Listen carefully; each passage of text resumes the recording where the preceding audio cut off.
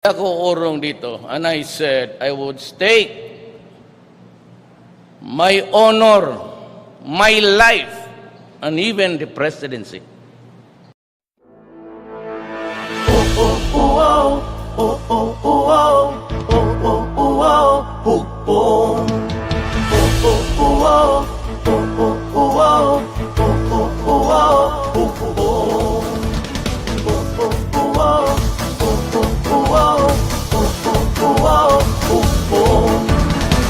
Hukong ng pagbabago, hukong ng pagbabago, pag-asenso, hukong ng pagbabago, pamanaon, hukong ng pagbabago, katawan ang nasayo.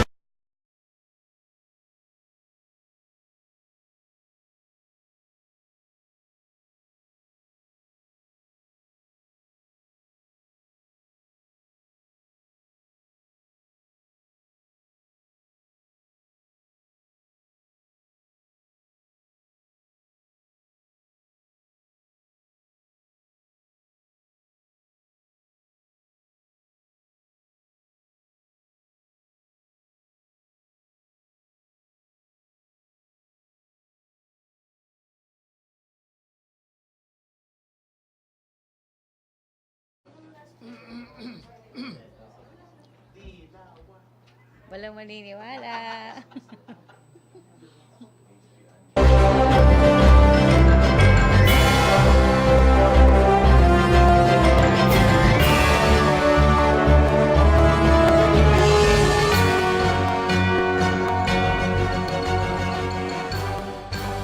Good noon, Malacañang Press Corps. Let's now have Chief Presidential Legal Counsel and Presidential Spokesperson, Salvador Panelo. 11:59, so morning pa. Good morning. Before I start, I'd like to make, excuse me, clarification. Apparently, the discussion we had in the wiretapping created a firestorm. Mukhang mali yata intindi. First, it's the policy of the government to comply with the law. Wiretapping is illegal in this country, so that's it.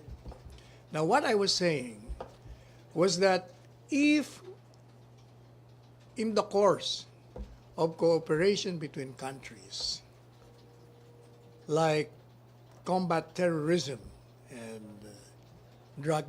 illegal drug industry, information will suddenly thrown into our lap without us asking it. Nandun na.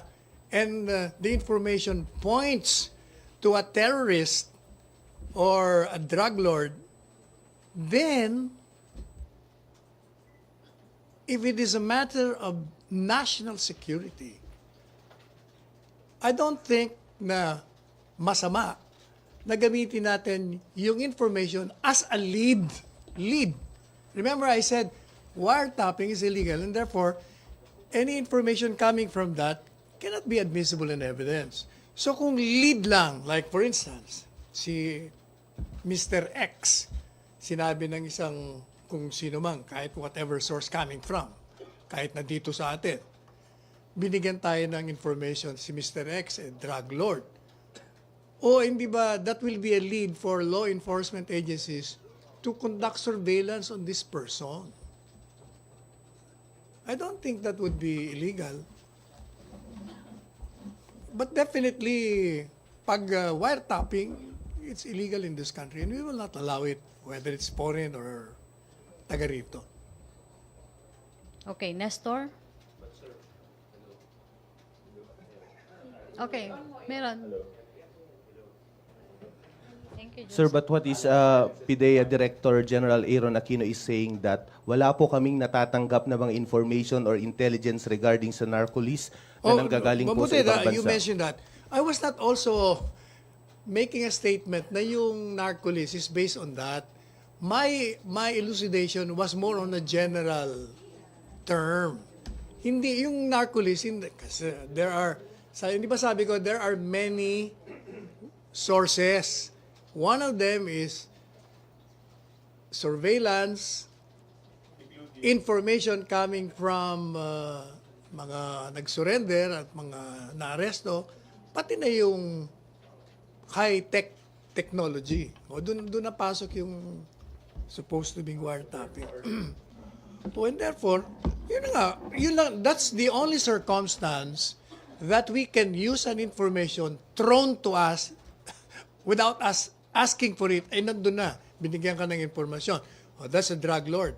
Oh, and the law enforcement agencies will have to conduct surveillance on that particular person. Nestor, may follow-up, Joseph? Lead lang yun, lead. Because you cannot use it.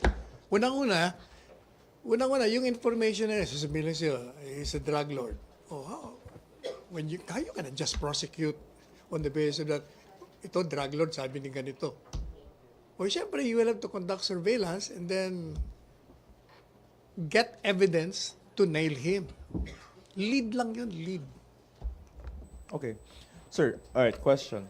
Is any foreign government wiretapping our citizens? I do not know that.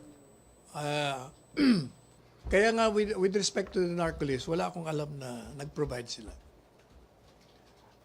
Where then did that come from? Na sinasabi niyo na there will be or there may be instances, saying it's maybe a possibility, no?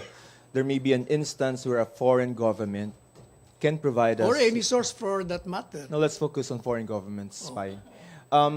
Where did that come from? That the possibility that a foreign government may be spying on drug personalities and can be providing the country Well, with for such one, evidence? terrorism and illegal drug industry are the twin evils of the world. And so all countries cooperate with each other in combating it. That's why I said in the course of cooperation, baka biglang sabi, oh yan, drug lord yan. Papunta sa inyo yan. O ano gagawin mo? O di syempre, you will have to conduct surveillance on a particular person. And were there instances in the past that this was None that I provided know for? of. It's in the realm of probabilities. Is there nothing illegal, sir, when a foreign government is spying on Filipinos? I think every government is spying, di ba? Parang, di ba, labanan yata. Kasi, But you know, receiving... for that matter, every country, syempre, is always concerned with its national security. So they will always undertake measures to prevent intrusion. So Now, your question now is it illegal? Of course it is illegal. it is illegal. Illegal. But when you use, and you said this is going to be possible, no? Kasi it's being served on your probable. lap na parang, oh, anyway, nandiyan na naman yung information. Is that not consent to the act of spying? Kung alam mo, nanggaling sa, kasi hindi naman lahat ng information galing sa wiretapping.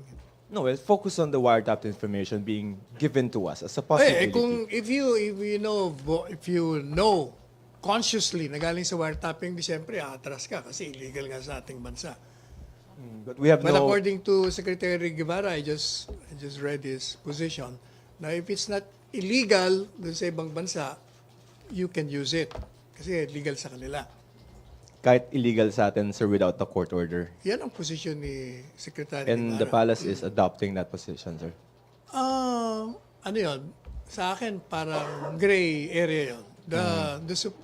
Ang tingin ko, ang pinakamagandang argument is if it concerns survival of the country, national interest, pareho rin yan ng presumption of innocence. Saka right of the people to know and right of the state to preserve itself.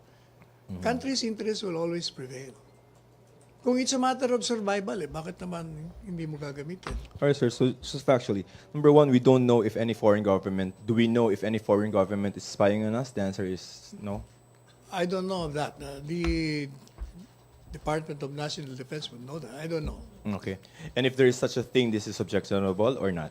Which one? Yung... The spying of a foreign Oh, government on definitely. Filipinos. Objectionable is supposed to be. A foreign country will never allow. Di ba, they prosecute nga. Meron nga tayong espionage law, di ba? Meron pa tayo sa revised penal code, espionage law. And okay, sir. Just may mention lang kayo, sir, na point dun sa narco-list and narco-politicians. I've called you before regarding hindi, the fine-tuning of the Yes. data, no? Ang sinasabi po natin is that if you are a narco-politician, you are waiving your right, correct? If you're a what? If you're a narco-politician, meaning to say Yes. you're a government official Yeah, involved in because drugs. you open yourself to exposure. Correct. But the narco list is not just 82 individuals. It's probably a lot more than that, yes? Hindi ko alam kung sino ang mga naroon. So I cannot answer that accurately. Now, can that defense, sir, apply to civilians na wini-waive din nila yung constitutional right to a presumption of innocence if they are civilians? Kung hindi sila kandidato, Yes, sir. kandidato lang siguro ang pwede. Okay. So therefore, sir, yung i-release po natin na listahan would be just narco-politicians? You have to ask Secretary Anyo because I don't know the names as well as the personalities involved. But you guys, parang di ba nag-huddle po kayo No, ni but you President? have to look at the list. General yung usapan namin na pwedeng i-release. Okay, sir. Thank you. Okay, Tuesday New. Paabot ng microphone. Hi sir, clarification lang sir. So ang position niyo po ngayon ay nililinaw ninyo na hindi niyo sinasabi na yung resulta ng narcolist ay galing sa wiretapping activities ng yes. ibang I'm not bansa. saying that. I'm not saying that. And so saan po galing kanyo yung pinagbasehan ng mga authorities? Marami. As I said earlier, the last news briefing, it could come from information coming from the surrenderies, from those arrested, and from surveillance. So saan po galing yung statement nyo the other day na nandiyan ang Israel, ang Russia, Ang sinasabi ang ko, Amerika? ang magagaling sa technology is Israel kasi magaling talaga sa military technology ang Israel. Or America, yung mga modern powerful countries, sila ang may capability noon. Hindi ko sinasabing galing sa kanila. May capability sila pero hindi pa nila ginagawa sa atin yon, sir. As far as I know, wala akong alam na meron silang ginagawang ganun sa atin. Okay. I remember, sir, may isang statement si Presidente Duterte. If I'm not mistaken, September of 2017, meron siyang sinabi sa kanyang speech na mayroon siyang narinig, hindi niya alam kung saan galing device ng conversation ni na Mabilog at ni Paruhinog tungkol sa transactions nila sa illegal drugs. So, ano yung tinutukoy niya doon, sir? Wiretapped conversation? Hindi ko O alam. saan galing ba yun? I'll have to ask him kung paano niya narinig yun. At kanino galing At yung... kung kanino galing. Hindi ko alam na. Okay, thank you, sir. Okay, may follow-up? Joseph.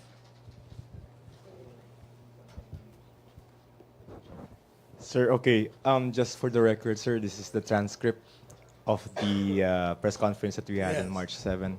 There was a direct question to you, and I quote, "Sir, you are not denying na that our law enforcement agencies are wiretapping drug suspects." Yung mga tanong, baka na, And your answer was, di ba inaamin nila yon? Kahit nga si Presidente, sinabi niya, oo, alam ko. Kaya ko nalaman yan dahil may nag-provide. Maybe you're referring to the President. Not necessarily sila. Not necessarily law enforcement agencies natin. Kasi I don't think we have the capability. Wala tayo noon, sir. Just for the record that this is the statement. So, and further on, as pointed out by Ms. Andolong, ang mga nagpo-provide sa atin, mga sa ibang bansa. Ang magagaling dyan, Israel, magaling dyan, Amerika, Russia, China. In other words, they provide us with the information. Kung tayo lang, wala. Kopong-kopong pa yata yung mga instrumento natin. So you're walking back this statement, sir? No, I'm clarifying my statement. My statement was based on, should we say, logic. Conjecture. Logic on, educated guess on what is happening in the world today. Countries whose survival depends on measures that they will undertake to preserve their territory or sovereignty will have to use that. So, sir, yung- But, again, I will say that as far as I know, walang nagpo-provide sa atin ng informasyon. Okay, sir. Follow up, other issue. Follow up. Henry? Microphone, please. Joseph.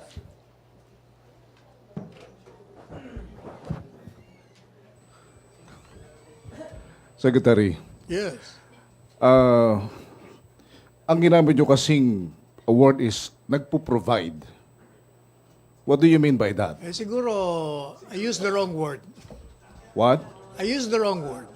Y- Well, what I really mean is, if any information is thrown to our lap without us asking it in the course of anything, whether it's coming from whomsoever, we can use that information as a lead. Lead lang. They provide us the lead. No, ang information will be the lead.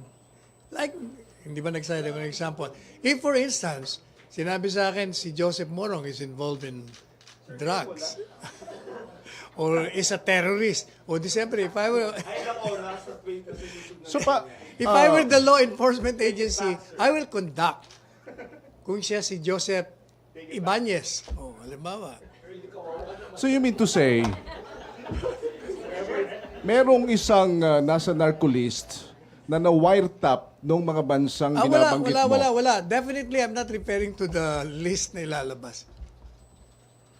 Wala Okay. doon.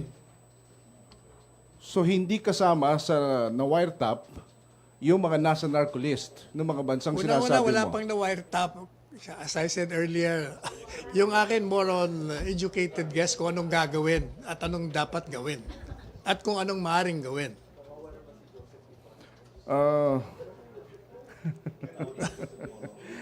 So, you are retracting your previous statement. Hindi, inaano ko. Clarify ko kung anong talagang ibig ko sabihin. So ano ngayon ang basis ng narcolist? Oh, edi yung gaya na sinabi ko, yung mga information galing sa surrenderies, yung information galing sa mga arrested people, yung pag-conduct nila ng mga buy-bust operation, drug buy-bust. Yun ang mga ano doon. Okay. It will be coming from testimonial, galing sa community. Ay, kung may nagsumbong, ako lang, may mga tatanggap ako. Sabihin nila, Sir, can you investigate this, a particular person? So I refer it to PIDEA, I refer it to PNP, o di bahala sila. Yan ang ibig sabihin mga And information. basihan na ho yun para maglabas na kayo ng... Basihan para mag-imbestiga ka kung mababalidate mo yung impormasyon na binigay sa'yo. Okay. Lead lang lahat yun, lead. Okay. National security, binabanggit po ninyo. So, tayo ba ay nasa ilalim na ng... itong problema natin sa droga, may deklarasyon na ba kayo, formally, ang Pangulo na... O hindi ba sinabi niya na, it was even former Gloria Arroyo who raised it to the level of a national security, the problem on drugs. Sinusundan lang ni Presidente, sinabi niya yan eh. Pero wala siyang kanyang deklarasyon. Eh dati na nga, hindi mo na kailangan ideklara kasi nadeklara na nga ng dating Pangulo. Okay. Okay, MPC, other issue, Nestor. Secretary, yesterday, the presidential daughter and Davao City Mayor Sara Duterte, who happens to be the campaign manager of the Hugpong ng Pagbabago, said that honesty should not be an election issue, saying, I quote, everybody lies. Does the palace agree with this, or what is Malacañang's take on his statement? I guess you'll have to ask Inday exactly what she means by that. Baka naman gusto niya sabihin, everybody gives white lies. Hindi yung lie na lie as in lying. But do you agree, sir, Hindi, that, yun ang aking understanding. Secretary, but do you agree that honesty should be an election issue? That should not be an election issue? First, I'm not a candidate. Second, it's prohibited for me to make a statement that could be construed or misconstrued as favoring or campaigning against. Bakit naman hindi? So I'd rather not respond to that question. MPC, question. Yeah. Joseph. Sir, do you like honest people? Are you? Do you like honest people? Do I like honest people? Yeah. Depends if it concerns me. What the? No, do you like honest No, I people? said, all of us like honest people. That's my answer. All of us All like of us, honest. unless you are disagreeing with that statement. Sir, I don't have an opinion. My purpose is to ask you questions. Do you like respond- honest people? As a general, no, all of us, I said, Like all human beings like honest people. Will you vote for an honest candidate? As a voter, Yeah. I'd rather not say anything about Come election. on! I'd rather not say anything about election. I'm strictly As a citizen. observing the prohibition under the law. Wala yan, Sir Campaign. As a citizen. And I will invoke my right to What? Two? against self-incrimination. So you're scared. No, sir. No, I'm scared to be prosecuted under the law. I don't want to be a bad example. I don't But- want to be. Will you vote But for... what is your point? Eh, ba't di mo pa diretso? Ano bang point mo? Because you're not answering it, sir. Oh, hindi. I'm already answering it. All right, sir. Is honesty an election issue? Eh, according to Inday, it's not as far as they're concerned. And according to you? If I were a candidate, the issue would be performance. Performance. Character. Character. Character that doesn't go and that doesn't include honesty? Oy, kasama lahat doon. Pati yung behavior mo. Anong point mo ngayon? The point is, sir. In other words, you want me to either to agree or disagree with Mayor Sara. Well, yeah, if you can. My answer there is she's entitled to her opinion. And you, It's a free country. the palace considers the statement that honesty is not an election issue. Do I you have no agree? opinion on that simply because I'm not a candidate.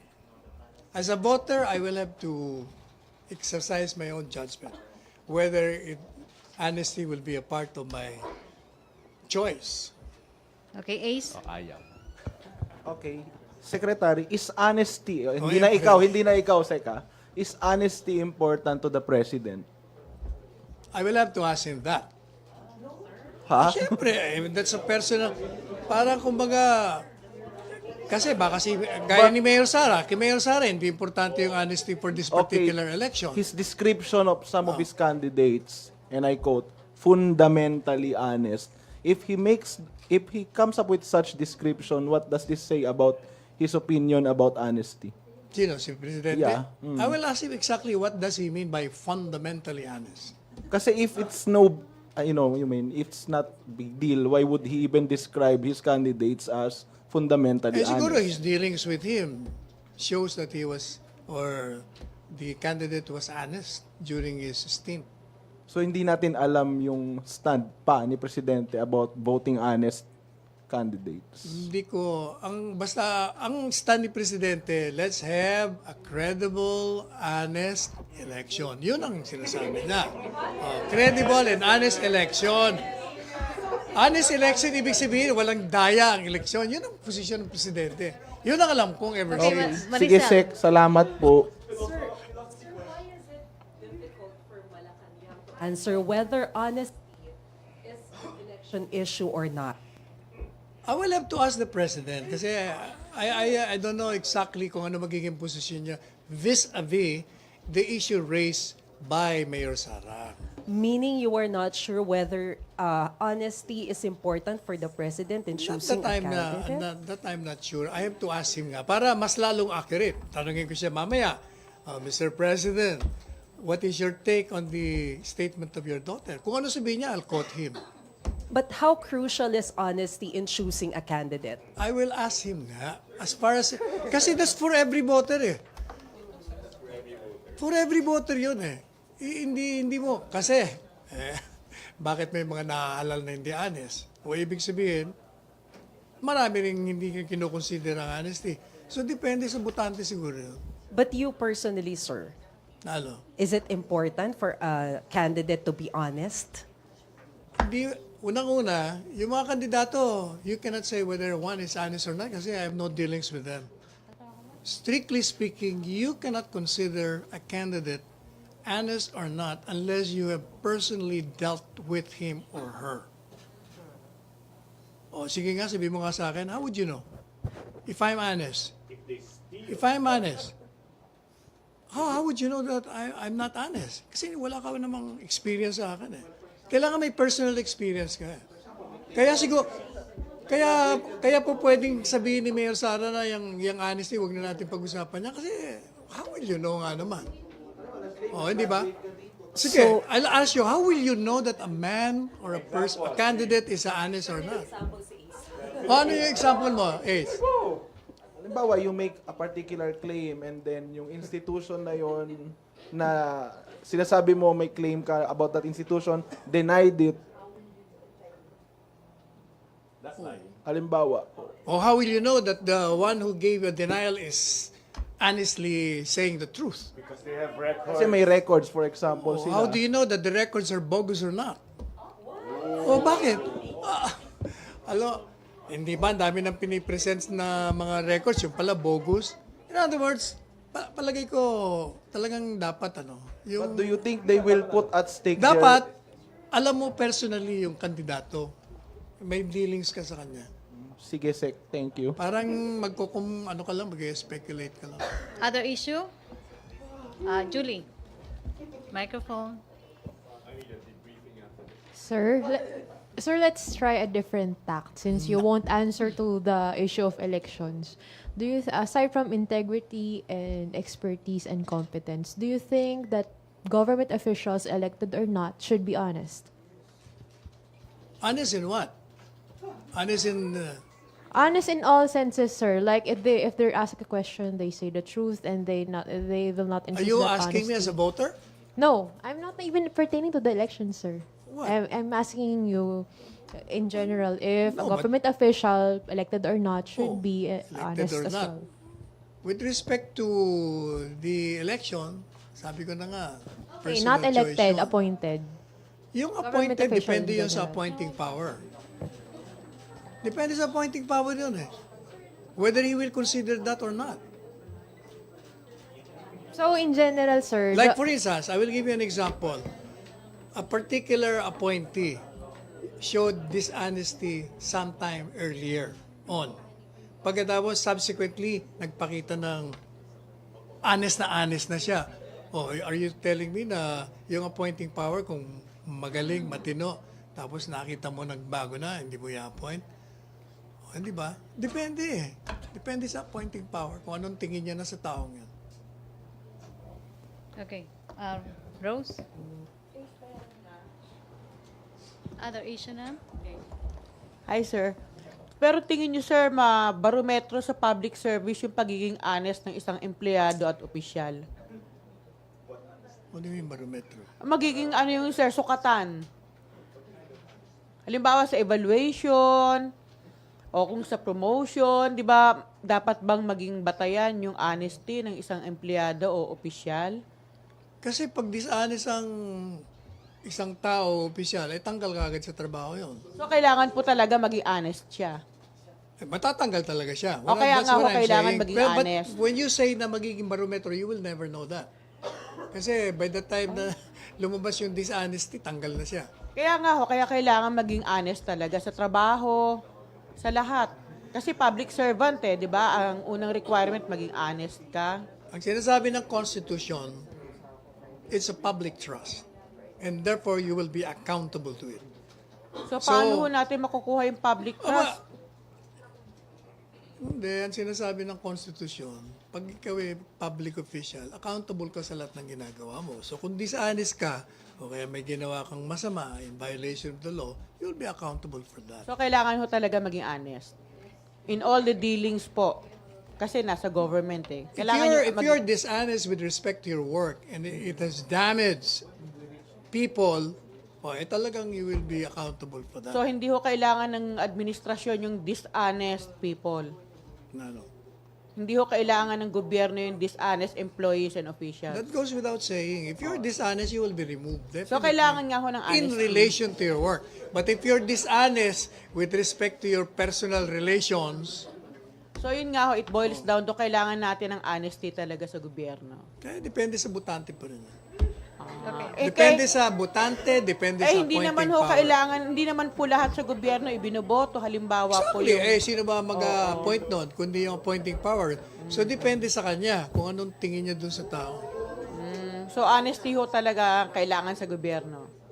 Ah. Kailangan sa gobyerno matino. Kaya honest ka. Kung matino ka, honest kung ka, di ba? nagsisinungaling ka lang tungkol sa girlfriend mo o tungkol sa mga kaaway mo, basta yung sa trabaho mo matino ka, yung wala kang gagawing masama in violation of the law and regulations. Last si Henry, tapos other still issue na about tayo honesty. si Ina. Secretary, you believe that honesty is still the best? Walang katapusan. You think honesty is still the best policy? Oh yeah, that's a word na everybody believes like you. Hindi, actually, ang tanong ho namin siguro, as a presidential spokesperson, ano ang... Posisyon ng palasyo. No. I'll ask him that. No. Ano ang inyong advice sa mga botante? Advice ko sa mga botante, pag-aralan nila yung kanilang mga kandidatong gustong piliin. Matagal na po kayo sa gobyerno. Paano niyo masasabi? Hindi pa ako matagal. Hindi, kung hindi man sa administrasyong ito, I'm sure marami na kayong exposure sa governance. Paano ninyo mabibigyan ng ideya ang isang botante para sukatin ang pagiging tapat o pagiging honest ng isang kandidato? Di yung reputasyon niya sa community, yung mga nakaraan niyang mga performance, kung anong nabasa niya tungkol dito, kung ito'y naidemanda ng ganito, o kaya may ginawang masama, ayun ang magiging batayan mo.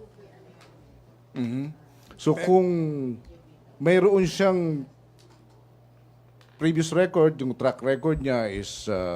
Ay, kung masama ang track record niya, ba't mo naman bubutuhan? So, in other words, pag may track record siyang masama, hindi siya honest. Not necessarily. Hindi naman lahat ng issue is honesty, di ba? Kung meron kang ginawa, it doesn't mean na hindi ka honest. Like for instance, kung meron kang binaril. Kung involved siya sa corruption, involved siya sa... may kaso siyang... O edi, you will be accountable Plunder. for that. You will be accountable because that's fraud. Nagsisinungaling siya sa kanyang educational attainment. Oh, that's fraud also. Okay, so, that's fraud. O edi, matatanggal siya sa trabaho. O hindi siya ma-appoint. O hindi siya mahalal. So, for not declaring the real score on his educational In other background, words, what she I'm is not saying, honest. In other words, I'm saying that honesty as an issue depends on the voter himself or herself. If he or she will consider that. As far as Mayor Sara is concerned, hindi. Hindi issue sa kanya yun. Sir, pero hindi po tayo nahihirapan doon sa issue ng tanong ng honesty, sir. Kayo po ba personally nahihirapan din po tayo maging honest po? What do you mean? What do you mean? Kasi we were asking you for your palace side. Sir? You know, I'm spokesman for the president. Yes, I sir. have to ask my principal exactly his position. I cannot preempt what he has in mind. I have to ask him exactly, ano bang position niyo, Mr. Presidente? Sabi ni ganito, ganyan. And then I will relay it to you. Okay, Ina, other issue na. Okay.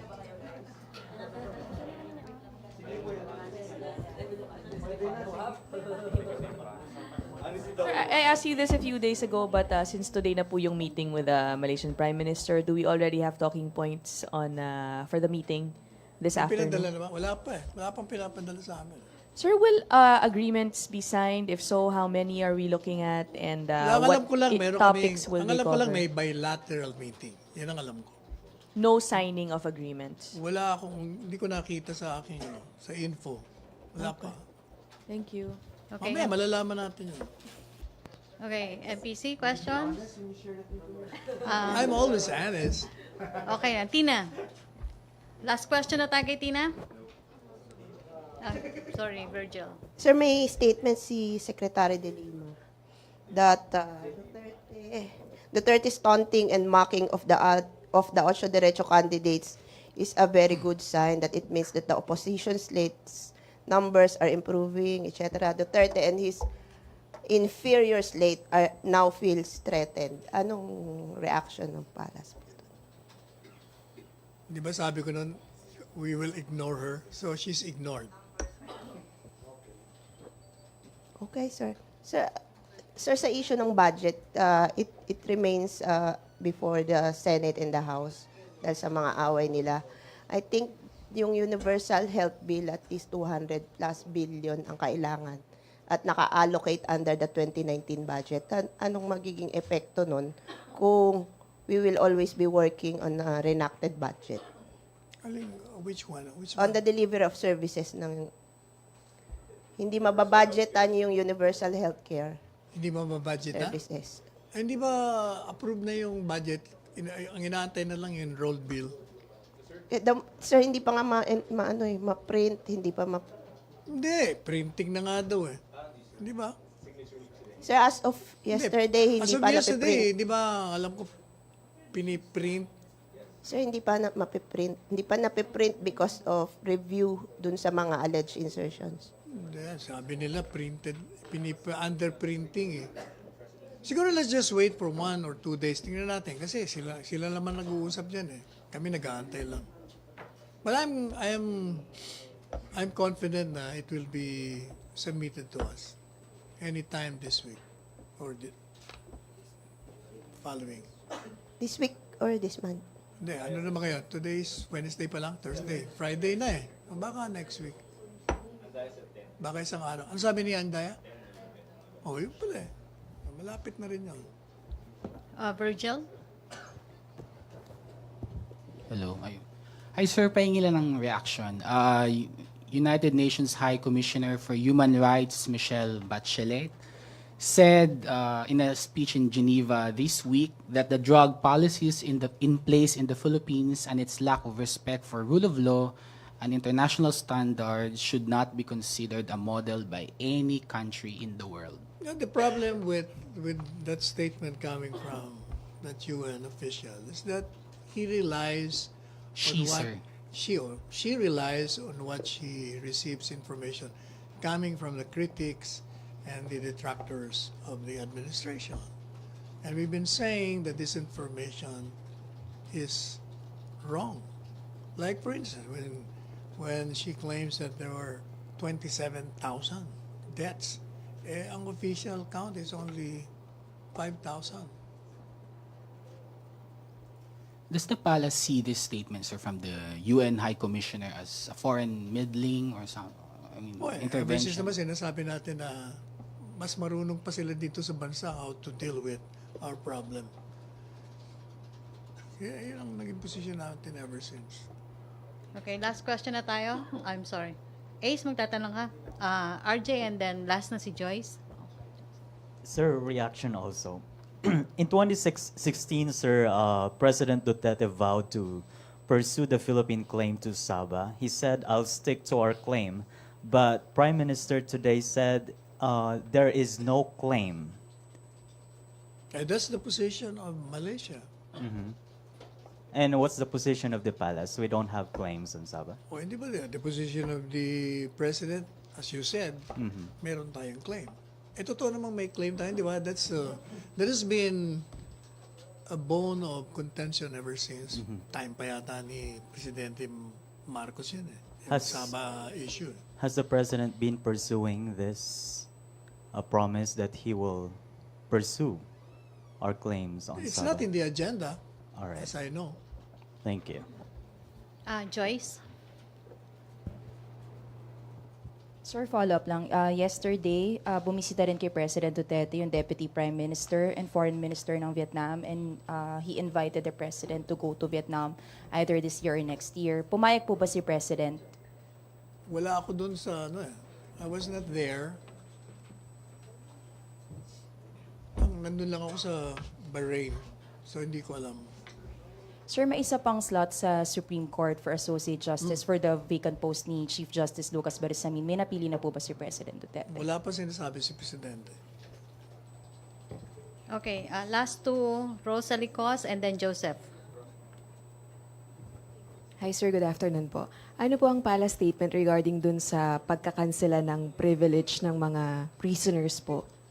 Since the other day, Meron ba? Ano pinagbawal yung pagdalaw po muna sa mga, dahil po sa patuloy daw po na pagpupuslit na mga illegal na kontrabando. I read about nga pala that na meron na namang parang by remote control yung pag-ooperate ng drugs. Kung temporary lang naman siguro that's a measure undertaken by the authorities to prevent the proliferation of illegal drugs. You don't think po sir na hindi po nalalabag yung karapatan ng mga bilanggo? If it's a privilege, you can lift the privilege. It's not a right. Pero ang sabi po ng CHR, imbes na magsagawa daw po ng ganong mga polisiya, improve na lang po yung jail management. Naman si sir, lahat na lang na ginawa ng administration mali. Okay, sir. Thank you. Okay, Joseph, last na si Joseph. So yung sa Kalayaan, sa Pag-asa, no? Sabi ng wala daw sangayon sa Westcom ba yan? Westmin. Westcom? Westcom. Sinasabi ng Westcom, wala naman daw na nagreklamo sa kanilang inaana sa mga fishermen. Pero sir, may statement lang po kasi may interview sa kay Mayor, no? Can I just read it? Mayor. Mayor Si Mayor, Del Mundo, sir, sa yeah. Kalayaan. So, well, basically, ang sinasabi niya is that there are 5 vessels, Chinese vessels, with 50 to maybe 100 at some point na mga fishermen that are stationed in, there are 3 sandbars daw, sir, doon Station 3, sandbar number 3, that's what they call the secret island. That's where our fishermen, our Filipino fishermen, used to fish. Now, there are 5 Chinese vessels with 50 to 100 persons on board that are circling around our fishermen. So therefore, hindi sila makapenetrate dun sa area. And this is for a statement from, I understand that the SND already said that it does not exist, report. But who do we believe then? We will believe in the DND kasi they are the ones on the ground. Sila nag-iimbestiga. So, again, honest question, who is lying, sir? I don't know. But as far as I'm concerned, whatever the AFP, because they're the ones on the ground, they investigate, we will believe them. Okay, sir. Okay, Lamar. Okay, thank you, MPC. Thank you, Secretary Panelo. Back to our main studio sa Radyo Pilipinas and People's Television Network.